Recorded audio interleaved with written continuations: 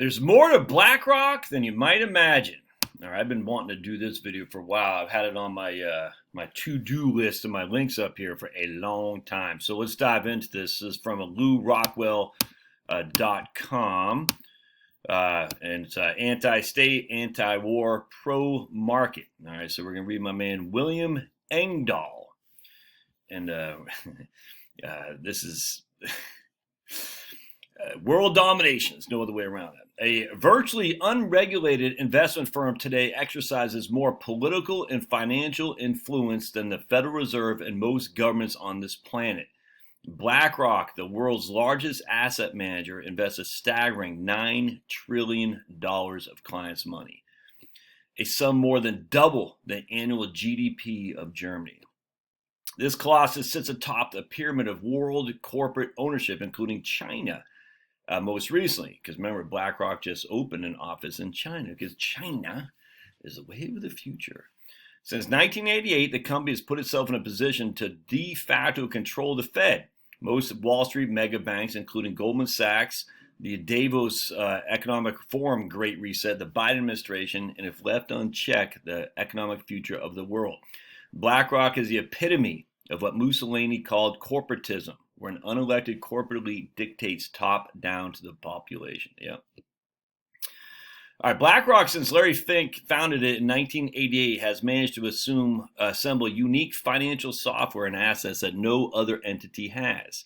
Its Aladdin risk management system is a tool that can track and analyze trading, monitors more than 18 trillion in assets for 200 financial firms, including European central banks and the Fed.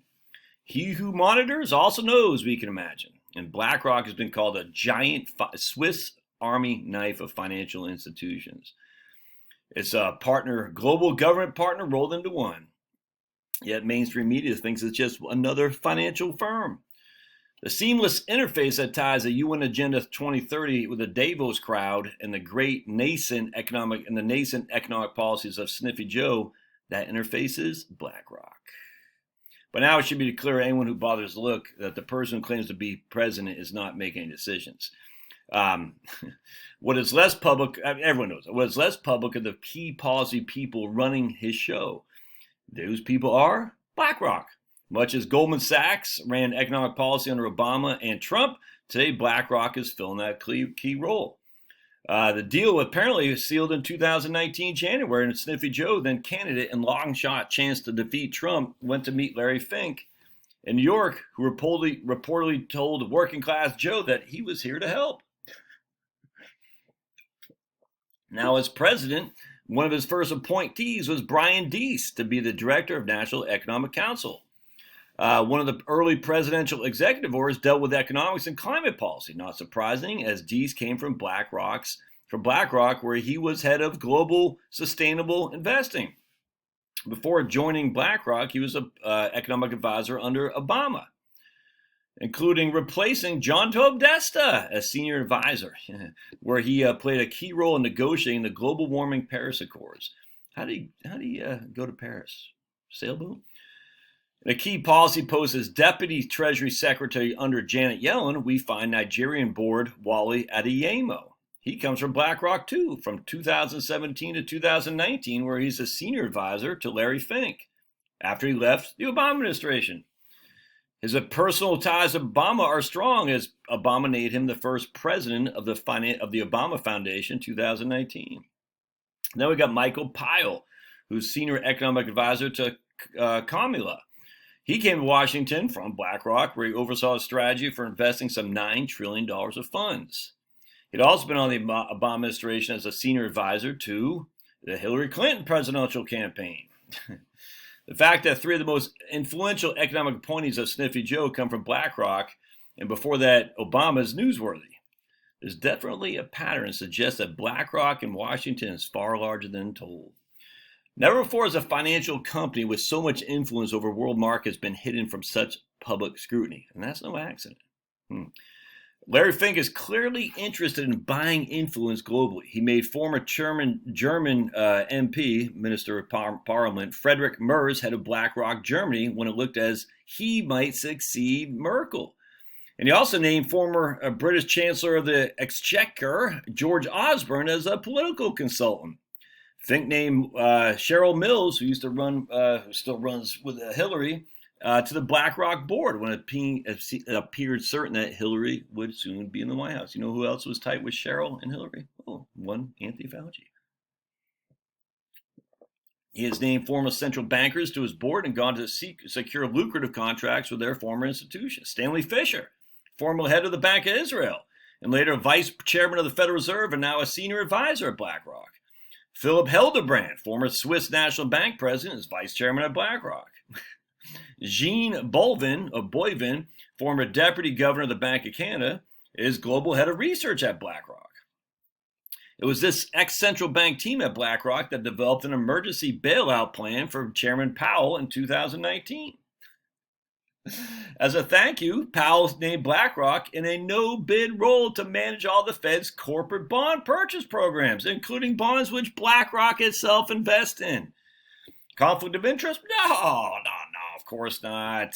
BlackRock is not subject to the regulatory scrutiny of even smaller, systematically important financial institutions. In a detailed 2019 report, a non-profit research group, Campaign for Accountability, noted that BlackRock implemented a strategy of lobbying, campaign contributions, and revolving door hires to fight off government regulation. The New York Fed hired BlackRock in March 2019 to manage its commercial mortgage-backed security program and its $750 billion primary and secondary purchases of corporate bonds and ETFs in a no-bid contract.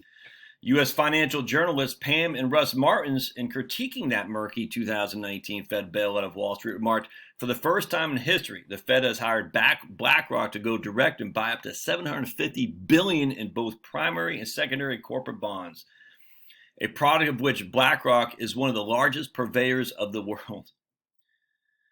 Adding further outrage, the BlackRock-run program will get $75 billion of the $455 billion in taxpayers' money to eat the losses on its corporate bond purchases, which includes its own ETFs, which the Fed is allowing it to buy.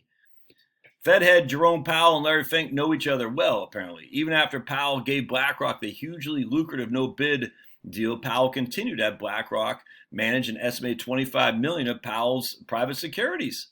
Public records show that in this time, Powell held direct confidential phone calls with Fink. According to financial disclosure, BlackRock managed to double the value of Powell's investments from the year before. No conflict of interest. Yeah, I'll let you read the rest of the article. BlackRock's up to no good. Let's see here. Let's see what we got right here. A very BlackRock in Mexico. BlackRock's murky history in Mexico shows that conflict of interest and influence building is not restricted to the U.S. Remember PRI, old Vicente Fox? We thought, he's going to change Mexico because he was with the National Party. I forgot what it was, but he was just another, look, man. PRI presidential Peña Nieto went to Wall Street during his campaign in 2011 November. Then he met Larry Fink. What followed the Nieto's victory was a tight relationship between Fink and Nieto that was riddled with conflict of interest, cronyism, and corruption.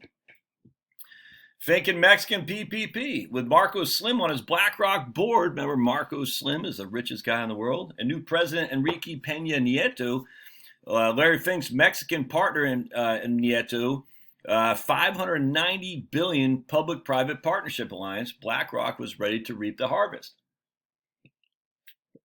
To fine-tune his new Mexican operations, he named former Mexican Undersecretary of Finance to direct the BlackRock emerging market strategy in 2013. Then in 2016, Nieto appointed Isaac Voyulin, then head of BlackRock Mexico, to be the number 2 at Pemex, as the Mexican cement company. Is that what it is, Pemex? Where he presided over corruption scandals and the largest loss in Pemex history. Larry Fink of the Great World Economic Forum reset. I'll let you. I can't take it anymore, man. We know that BlackRock. Let's just go to BlackRock.com and see what these guys are up to, shall we? Oh, did they get rid of climate change on the front page from saving to spending and navigating? So, Okay, yeah, innovation on the road to net zero. There we go. Our net zero commitment. Yeah, investment stewardship priorities. Expert to expert impact investing in the future of capitalism. Larry Fink on sustainable future. Yeah, these guys are. All right, I'll let you read it. Love your thoughts. We'll see.